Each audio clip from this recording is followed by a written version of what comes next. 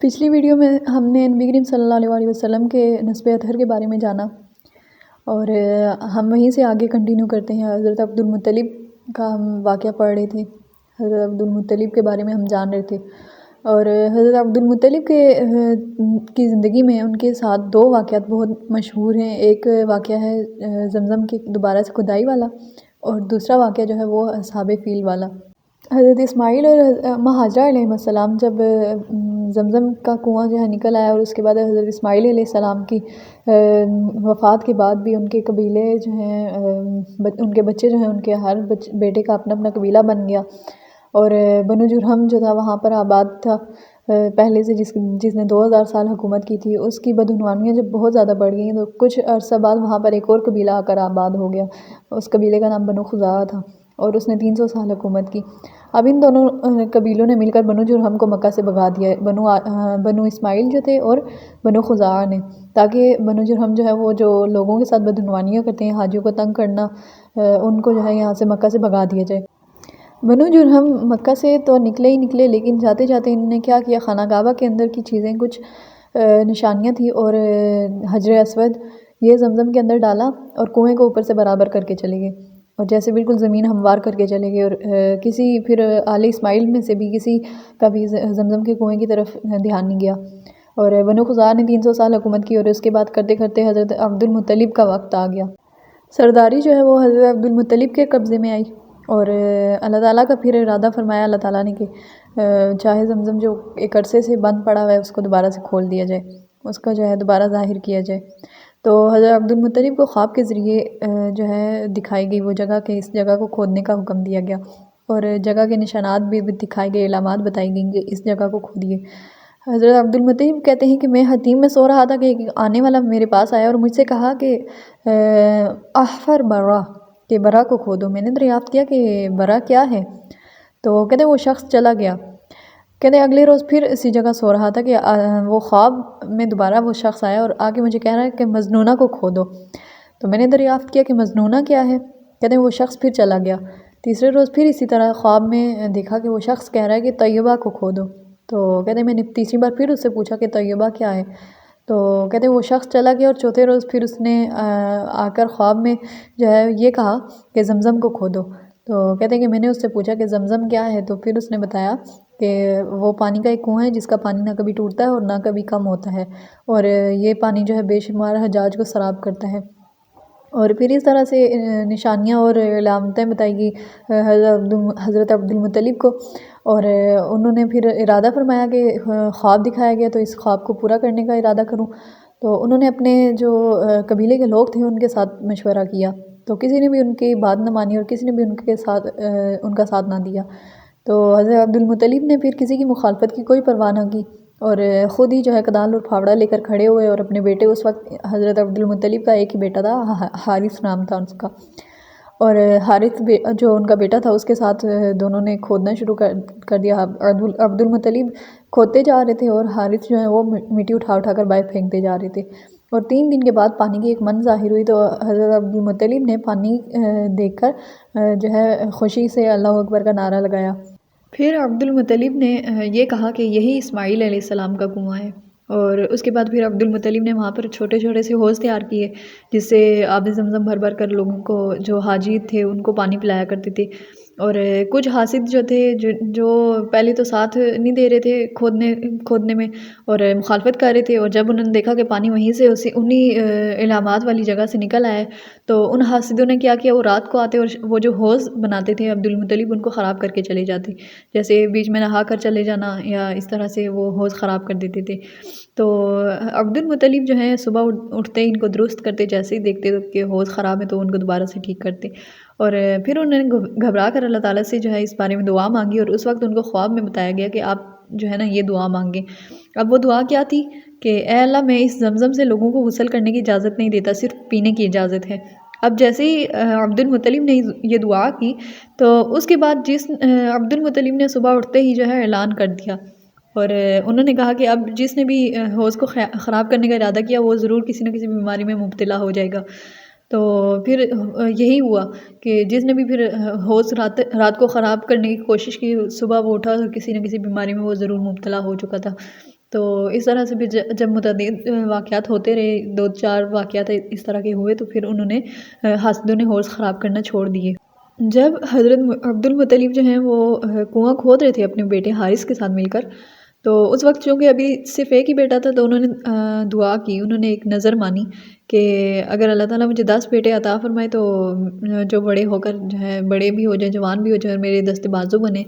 تو میں ایک بیٹے کو اللہ تعالیٰ کے نام پر قربان کروں گا۔ اور پھر وقت گزرتا گیا اور 10 بیٹے بھی ہو گئے اور 10 بیٹے بڑے بھی ہو گئے۔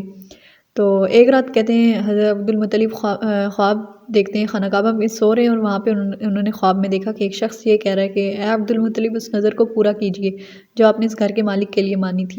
پھر عبد المطلب جب خواب سے بیدار ہوئے اور انہوں نے پھر سب بیٹوں کو جمع کیا اور اپنی وہ جو انہوں نے نظر مانی تھی اور جو ابھی انہوں نے خواب دیکھا تھا، ان دونوں کا ذکر اپنے بچوں سے کیا، اپنے بیٹوں سے کیا اور ان کو اس کی خبر دی۔ تو سب بیٹوں نے پھر یک زبان ہو کر یہ کہا کہ آپ اپنی نظر پوری کریں اور جو چاہیں کریں۔ تو عبد المطلب نے اب 10 بیٹے تھے اور 10 بیٹوں کے نام پر قرعہ ڈالا، اور قرعہ جو ہے وہ حضرت عبداللہ کے نام پر نکلا۔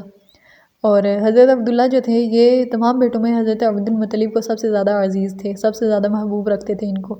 تو اب نظر تو پوری کرنی تھی، عبد المطلب عبداللہ کا ہاتھ پکڑ کر جو ہے قربان گاہ کی طرف چلے اور چھری ان کے ساتھ تھی۔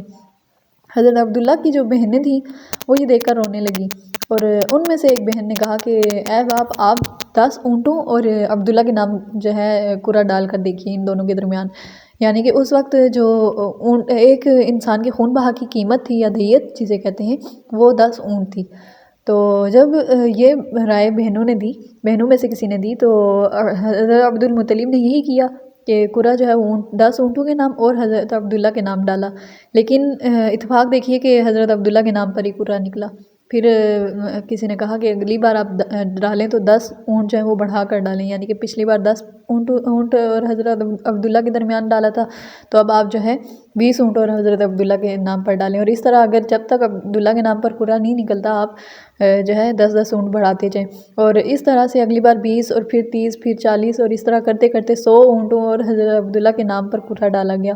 اور 100 اونٹ اور حضرت عبداللہ کے درمیان قرعہ ڈالا، تو تب حضرت عبداللہ کے نام سے جو ہے وہ قرعہ، بلکہ حضرت ان کے بجائے جو ہے حضرت عبداللہ کے بجائے اونٹوں کے نام پر قرعہ نکل آیا۔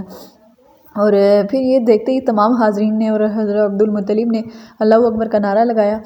اور بہنیں جو تھیں حضرت عبداللہ کو اٹھا کر لے آئیں، اور عبد المطلب جو تھے انہوں نے وہ جو 100 اونٹ تھی دیت، اس کو صفا اور مروہ پہاڑیوں کے درمیان جو ہے قربان کیا۔ حضرت ابن عباس رضی اللہ عنہ فرماتے ہیں کہ پہلے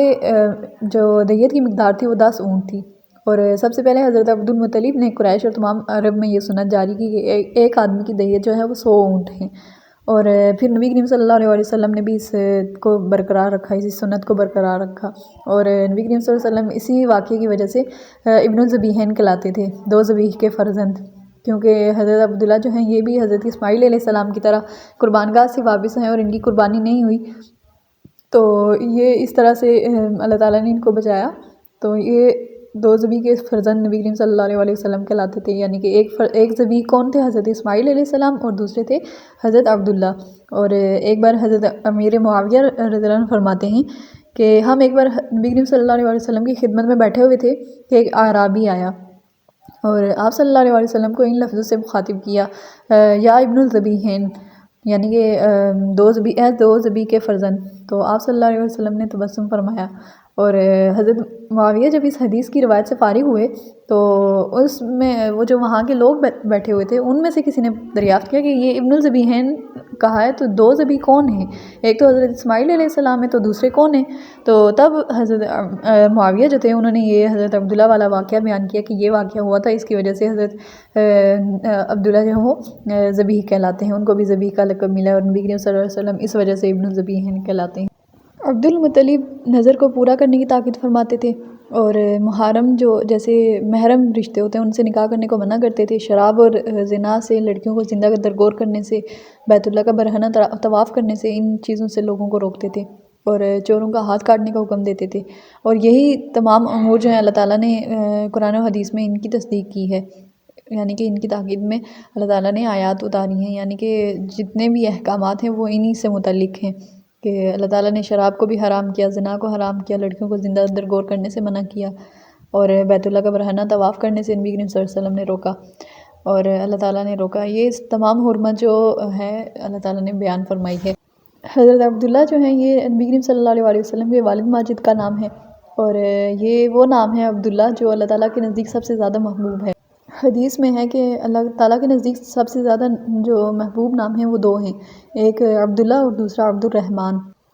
پھر حضرت عبد المطلب جب حضرت عبداللہ کے فدیہ سے فارغ ہوئے تو شادی کی فکر دامن گیر ہوئی،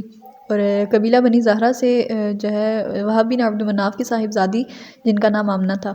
ان کے ہاں جو ہے نکاح کے پیغام بھجوایا حضرت عبداللہ کے لیے، اور انہی کی چچا زاد جو ہے حضرت حالہ تھی، ان جو وہیب بن عبد مناف کی بیٹی تھی، ان کے ہاں خود اپنے نکاح کا پیغام بھجوایا، اور دونوں کا نکاح جو ہے ایک ہی مجلس میں پڑھایا گیا، اور حضرت حمزہ رضی اللہ عنہ جو تھے وہ انہی حضرت حالہ کے وطن سے ہی تھے۔ یہ نبی کریم صلی اللہ علیہ وسلم کے رشتہ میں چچا بھی ہیں اور رضاعی بھائی بھی ہیں۔ حضرت ابن عباس فرماتے ہیں کہ جب عبد المطلب اپنے بیٹے عبداللہ کو لے کر نکاح کے لیے جا رہے تھے تو جب وہاں جا رہے تھے تو راستے میں ایک یہودی عورت سے گزر ہوا، اور اس عورت کا نام فاطمہ بنت مر تھا، اور توریت اور انجیل میں ان سے بخوبی واقف تھی، اور پچھلی جتنی بھی کتابیں تھیں اس میں نبی کریم صلی اللہ علیہ وسلم کی تمام تر نشانیاں جو ہیں وہ بتائی گئی تھی کہ وہ جب آئیں گے تو ان کا حلیہ مبارک کس طرح ہوگا، یا ان کا کس وقت وہ ان کا ظہور ہوگا، کس وقت وہ پیدا ہوں گے، کس وقت وہ ہجرت کریں گے، یہ تمام واقعات جو تھے، تمام نشانیاں جو تھیں پچھلی کتابوں میں اللہ تعالیٰ نے بیان کر دی تھی۔ تو اسی طرح فاطمہ بنت مر جو کیونکہ توریت اور انجیل سے واقف تھی تو اس نے جو ہے وہ حضرت عبداللہ کے چہرے کو دیکھ کر اس نے نور نبوت کو پہچان لیا، اور حضرت عبداللہ کو کہا کہ ان کو اپنی طرف بلایا اور یہ کہا کہ میں تجھ کو 100 اونٹ نظر کروں گی۔ تو پھر حضرت عبداللہ نے جواب میں کچھ اشعار پڑھے، یعنی کہ جس کا مطلب یہ تھا کہ حرام کے ارتکاب سے جو ہے موت آسان ہے، اور ایسا فعل جو ہے وہ بالکل حلال نہیں کہ جس کو جو ہے میں ظہور میں لا سکوں۔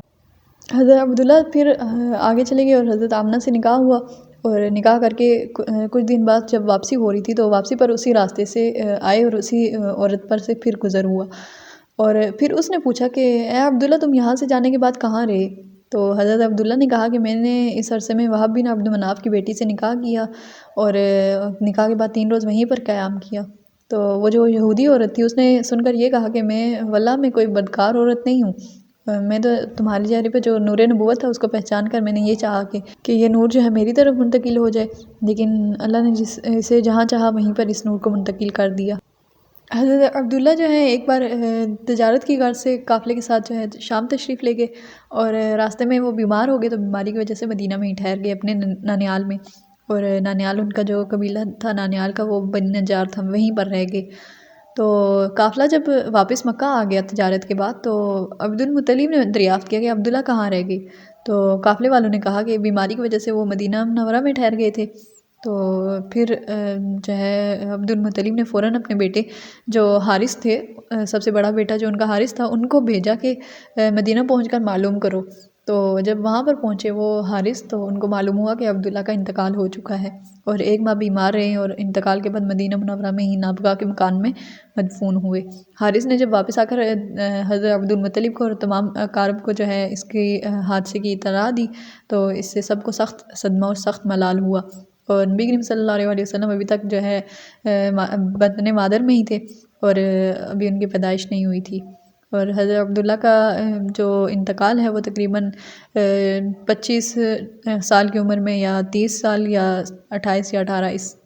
مختلف روایات میں مختلف راویوں نے عمر بتائی ہے، تو اس عمر میں ان کا انتقال ہوا۔ اور ترکہ میں انہوں نے کچھ چیزیں چھوڑی جن میں 5 اونٹ تھے، چند بکریاں تھیں، ایک باندی تھی جس کا نام جن کی کنیت جو تھی وہ ایمن تھی اور نام ان کا برکت تھا۔